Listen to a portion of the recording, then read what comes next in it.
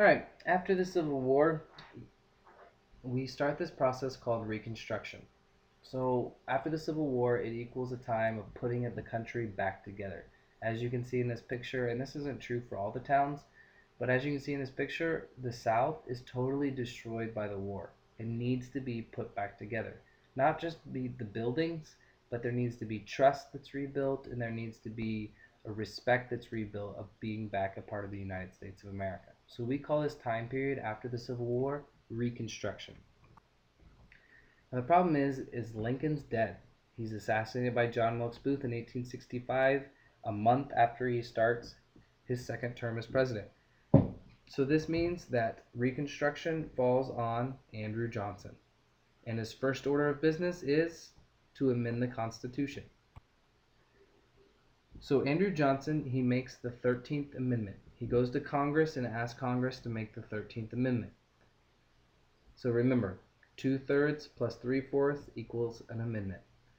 So the 13th Amendment is added to the Constitution of the United States, and this abolishes slavery. So your key word to remember the 13th Amendment is freedom. If you see 13th Amendment, think freedom, because it gave all slaves freedom forever. Another thing Andrew Johnson did was something called the Reconstruction Act.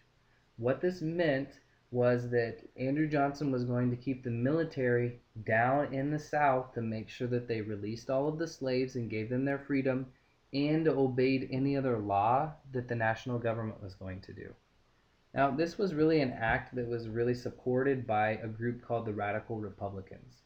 Republicans were people who were really in the North, who were people of the Union, and really wanted to see the South suffer for what they did, and so they were happy that the military was going to stay down there to force them to listen.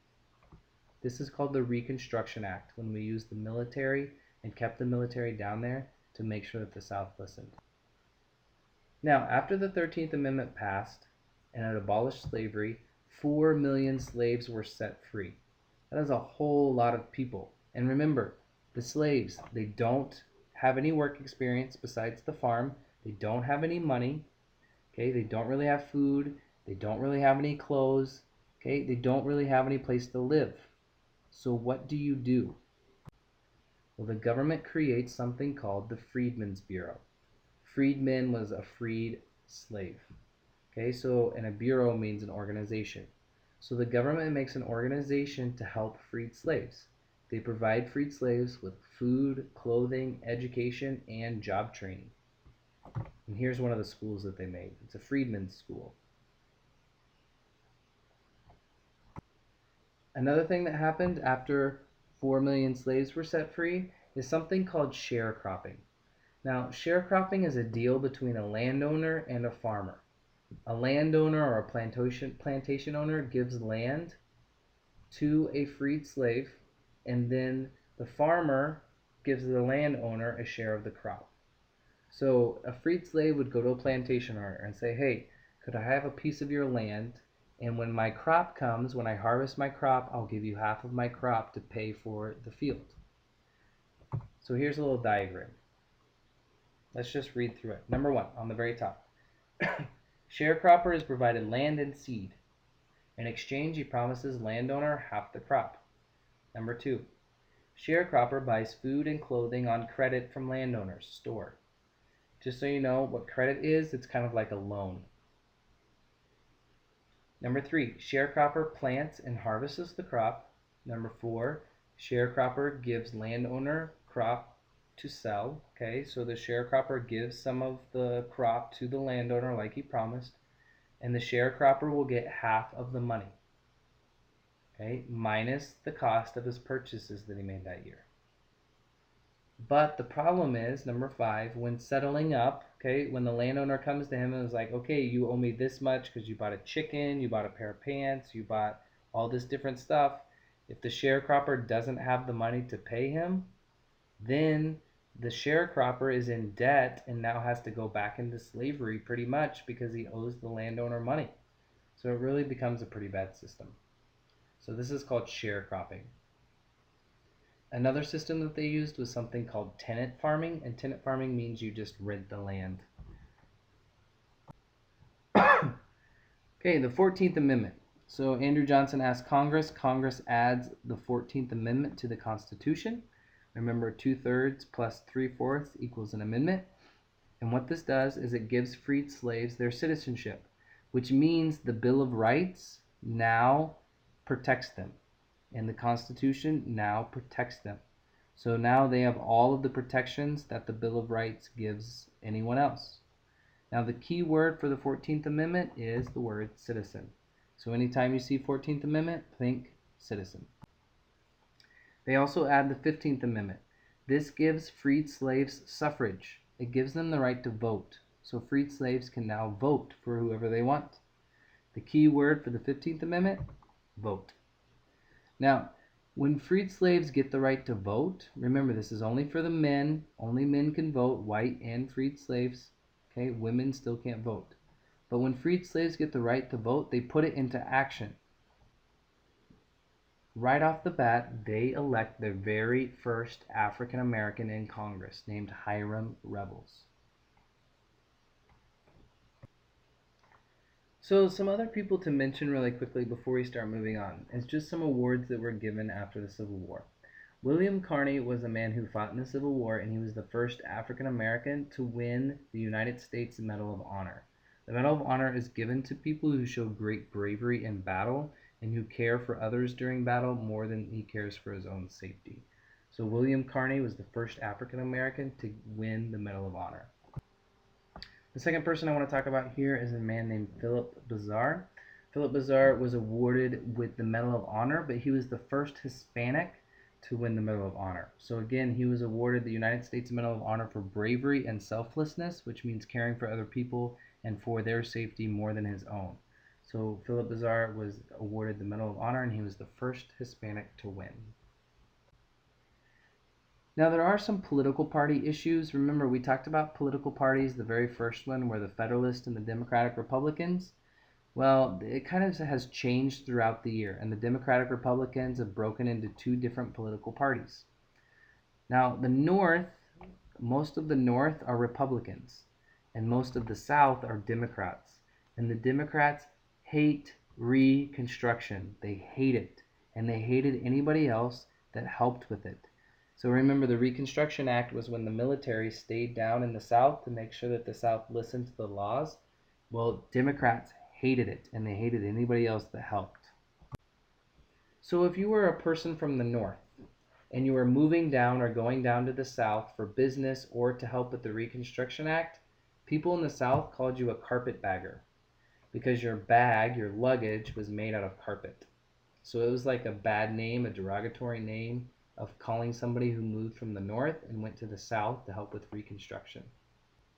If you lived in the South and you were a Southerner and you helped or supported the Reconstruction Act, they called you a scallywag, which was just a really bad name for a person who helped with the Reconstruction Act and who was a person that lived and had always lived in the South. Now, calling names isn't the worst thing they did. After the 14th, 15th, and the 13th Amendment, some issues came up, some problems came up.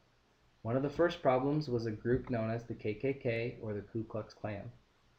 The KKK was a group of ex-Confederate soldiers. Okay, so there were soldiers who were Confederate soldiers who were a part of the Confederacy, and obviously they did not like freed slaves and they wanted slavery.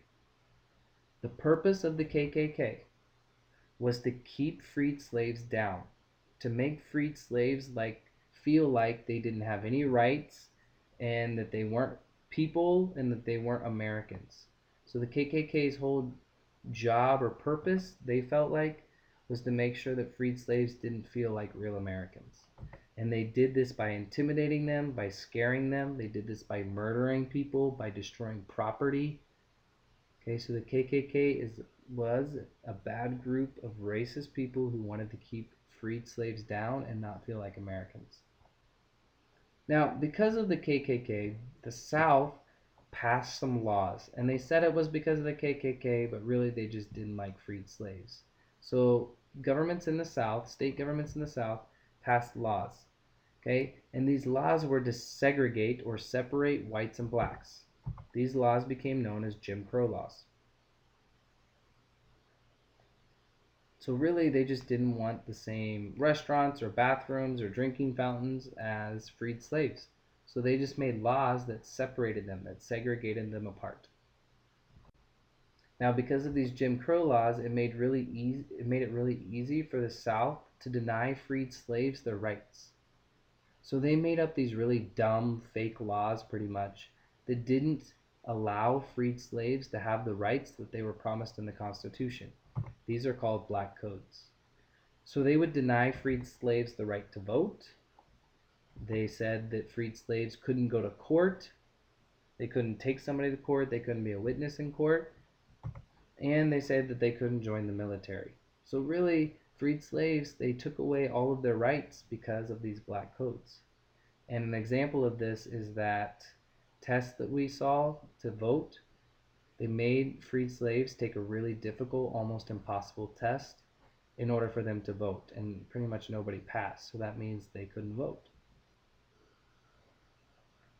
Now, whites and blacks were rarely treated equally. So this whole Jim Crow law thing that people are going to be separated, but they're going to have equal type of things, that both restrooms would be nice, or both drinking fountains would be okay, or both restaurants would be okay, or both schools would be okay, and they would be equal, that never ended up being true. The Jim Crow laws really just meant that whites could treat freed slaves really poorly. And this went on for 100 years after the Civil War. 100 years, until a man named Martin Luther King Jr. came around in the 1960s. When Martin Luther King Jr. came around, he started a movement to get African Americans their rights, their full rights, and to stop segregation. Now, the Reconstruction went on for a while. It went on from 1865 to 1877 until the Compromise of 1877. In the Compromise of 1877, the Reconstruction Act ends. Okay, so this compromise ends the Reconstruction, and the military is pulled out of the South. So this is when the national government feels like that the South can be trusted, and they take the military out of the South because they believe the South is going to listen to the national government. After Reconstruction, some really great things happen. They start to focus more on getting people moving to the West. So they do something called the Homestead Act. The Homestead Act was passed to open up the West for settlement, to get people to move west. Now, this Homestead Act meant that if you would take your family and move westward, they would give you 160 acres of land for free as long as you improved the land. So as long as you planted fields and built a house on the land, they would give you the land for free as long as you moved out there. Another thing they did is they wanted to encourage education. So the Morrill Act gave every single state, especially in the West, a piece of free land so that they could build a college for agriculture or engineering. And then finally, we get to the Dawes Act. The Dawes Act was supposed to be good, but what it ended up being was an act to clear land for the Homestead and Morrill Acts. And what it did was really made Native Americans move to smaller pieces of land and took away their land so that we could give it to people moving westward. So the Dawes Act wasn't necessarily a good thing, even though at first it was supposed to be, but it ended up not being such a great thing, and they ended up taking away more of Native American land and giving it to people moving westward. This is all of the Reconstruction up to 1877 and all you're needing to know.